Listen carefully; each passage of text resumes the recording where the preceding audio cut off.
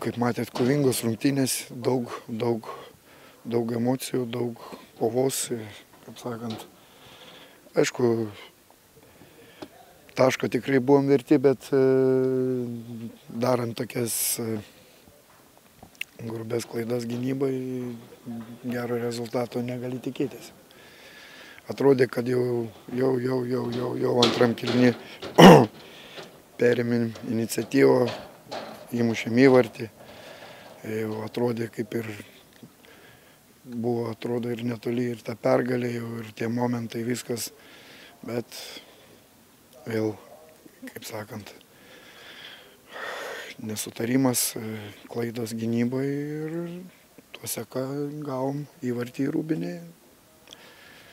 Sakau, taško tikrai buvom verti, bet, kaip sakant, yra kaip yra jau dabar.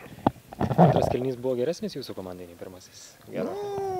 Pirmam kėlinyje, pačioj pradžioj prasileidom įvartį, kažkaip sunkiai sekės reikšti atakas. Iš pradžių dar kažkas, po to pradėjom klimt. O antram kėlinyje nebuvo kur trauktis, biškį pakilom aukščiau, pradėjom varžovus spausti ir, kaip sakant, suklydo jie ten irgi gynyboje.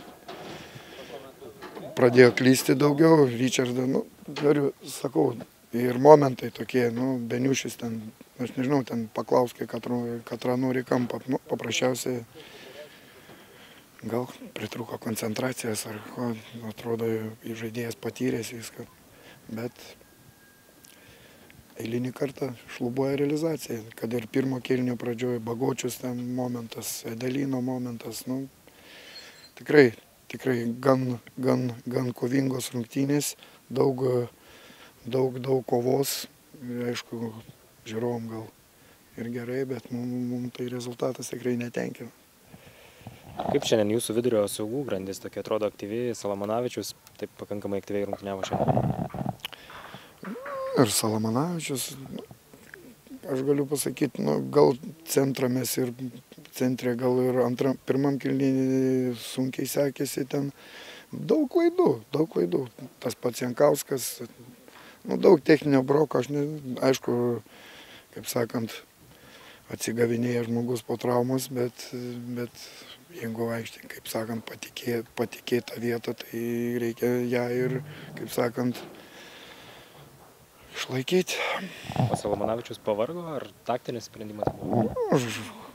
Jau pradėjo, kaip sakant, galvojau, kad įneš gyvumo Diarra. Šiaip, aišku, jis ne toj pozicijoje žaidžia, bet, kaip žinot, pas mus dar yra problemų su atsarginiu suolu, tai bandom, kaip sakant, žaidėjus visos pozicijas.